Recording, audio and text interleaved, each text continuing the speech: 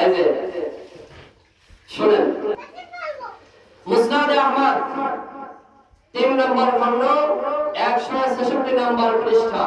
আপনি যদি হাদিস হিসেবে সার্চ করতে চান, হাদিস নাম্বার 12697 নম্বর হাদিস। বিশ্বনবীর একজন সাহাবী নাম হচ্ছে সাদ ইবনে আবি ওয়াক্কাস রাদিয়াল্লাহু তাআলা আনহু। একদিন বিশ্বনবী মসজিদে নববীতে বসে আছেন, সাহাবীদের নিয়ে উনি বসে আছেন।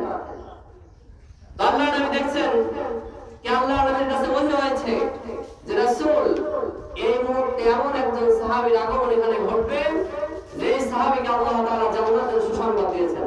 সুবহানাল্লাহ। ইয়াত্তালিউ আলাইকুমুল আন রাজুলুম মিন আহলিল জান্নাহ। আল্লাহর নবী সাহাবীদেরকে বলছেন, সাহাবীরা শোনো, আমরা যেখানে বসে আছি এখন সর্বপ্রথম যে ব্যক্তি আমাদের মাঝে আগমন করবেন, মসজিদে দরজা দিয়ে যে ব্যক্তি আমাদের কাছে আসবেন, শোনো, ওই ব্যক্তি হচ্ছে রাজুলুম মিন আহলিল জান্নাহ। এই যে ব্যক্তি আসছে এই ব্যক্তি হচ্ছে জান্নাতের অধিবাসী। আল্লাহ তাআলা তাকে জান্নাতের সুসংবাদ দিয়েছেন। قال سعد بن ابي وقاص رضي الله تعالى عنه, হযরত সাদ ইবনে আবি ওয়াক্কাস রাদিয়াল্লাহু তাআলা আনহু এবার কি বলে শুনেন। ওরা চিন্তা করছে কি রে, কোন ব্যক্তি আসে একটু দেখি। বিশ্বনবীর সাহাবী যখন দেখলেন সাদ ইবনে আবি ওয়াক্কাস রাদিয়াল্লাহু তাআলা আনহু ওখানে আসছেন, আব্দুল্লাহ ইবনে আমর রাদিয়াল্লাহু তাআলা আনহু খেয়াল করলেন কোন সাহাবী আসছে। সাহাবী যখন চলে গেল, মনের ভিতরে তার আশা, এই সাহাবীর ভিতরে কি আমল আছে আমাকে দেখতে হবে।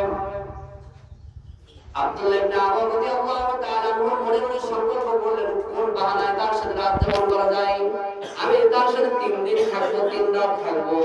আমি একটু দেখতে চাই এই সাহাবীর ভিতরে কি আমল আছে। বিশ্বনবীর সাহাবী সাদ ইবনে আবি ওয়াক্কাসের ভিতরে কোন আমল আছে যে আমলটা রব্বুল আলামিন পছন্দ করে, জীবিত অবস্থায় তাকে জান্নাতের সুসংবাদ দিয়ে দিয়েছেন। এবার যে বলছেন আব্দুল্লাহ ইবনে আমর, এবার যে বলছেন قد رددت على كلمات لآب في البيت।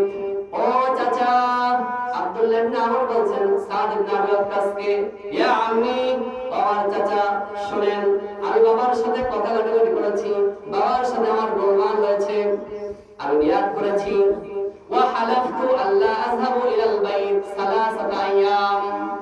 ও চাচা, আমি বাড়ি থেকে নিয়াত করে বের হয়েছি, বাবার সাথে একটু কথা কাটাকাটি হয়েছে, আমি সংকল্প করেছি, শপথ করেছি 3 দিন আর 3 রাত আল্লাহর নবী যে সীমারেখা নির্ধারণ করেছেন, এই 3 দিন এবং 3 রাত আমি আমার বাড়ি ফিরে যাব না। আব্দুল্লাহ ইবনে আমর রাদিয়াল্লাহু তাআলা আনহু এই বাহানায় সাদ ইবনে আবি ওয়াক্কাসকে বলছে 3 দিন আপনার সাথে থাকবো। ফাহাল তাকরামুনানি, আপনি কি দয়া করে অনুগ্রহ করে আপনার সাথে 3 দিন এবং 3 রাত আমাকে থাকার অনুমতি দিবেন। আব্দুল্লাহ ইবনে আমর রাদিয়াল্লাহু তাআলা আনহু সাদ ইবনে আবি ওয়াক্কাসের সাথে 3 দিন 3 রাত থাকলেন। উনি কোন দেখলেন না ইল্লা, তবে হ্যাঁ দেখছেন শুধুমাত্র যে ফজরের আযান যখন হয়ে যায় উনি নামাজের জন্য বের হয়ে যায়, জামাতের সাথে উনি নামাজ আদায় করে, 5 ওয়াক্ত নামাজ উনি ঠিক মতো আদায় করে, কিন্তু বাড়তি কোনো নফল নামাজ উনি আদায় করে না।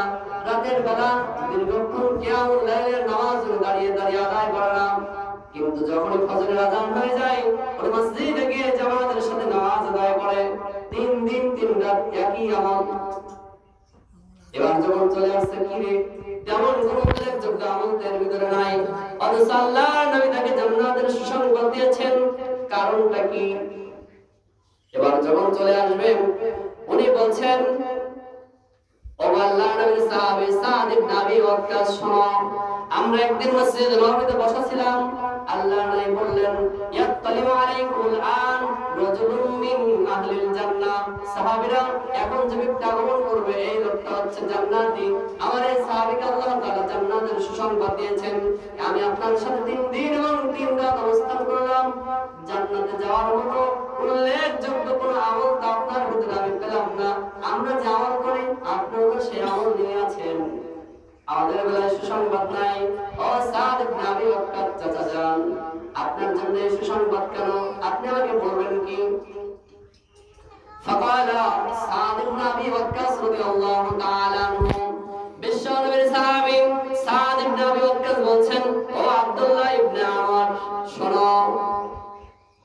দেখেছো, আমার বাহিরের আমলগুলো তুমি দেখেছো, আমার ভিতরের আমলগুলো কিন্তু দেখোনি।